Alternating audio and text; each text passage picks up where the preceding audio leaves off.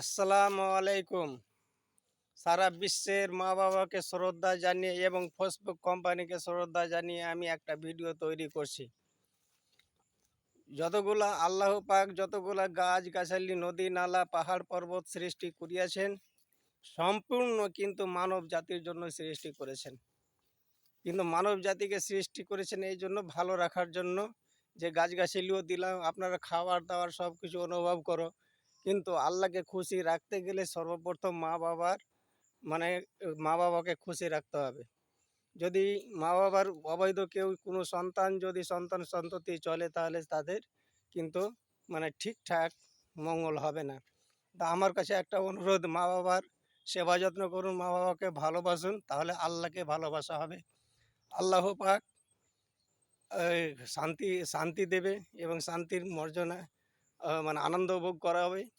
আর যতগুলা লাইফে আমি কথাগুলা বলছি, কেন বলছি? সারা বিশ্বের যেন মা-বাবা ভালো থাকে, মা-বাবা যেন শান্তিতে বসবাস করতে পারে, তাহলে আল্লাহ খুশি থাকবে। এই কথাগুলো বলার জন্য ফেসবুক লাইভে কেন আসলাম? ফেসবুক কোম্পানি যদি না থাকতো, তাহলে হয়তো মনের কথাগুলো কেউ প্রকাশ করতে পারতো না।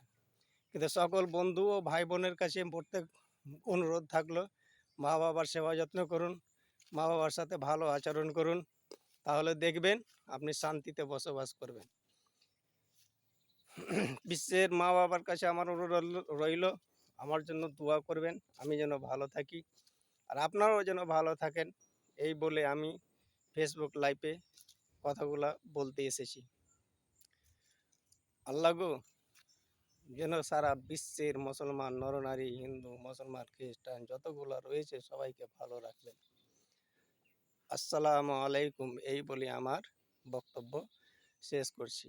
সকল বন্ধুদের অনুরোধ রইল, কথাগুলো যদি ভালো লেগে থাকে তাহলে এই ফেসবুক কোম্পানিকে অনুরোধ থাকলো যেন আমাদের ফেসবুক যতগুলো ভাই বন্ধু ফেসবুক লাইভে আসবেন সবারই যেন গ্রহণ করে। এই বলে আমি আমার বক্তব্য শেষ করছি। আসসালামু আলাইকুম। ভারতবাসী জিন্দাবাদ। সকল মা বাবা ভালো থাকুন, সুস্থ থাকুন। আসসালামু আলাইকুম।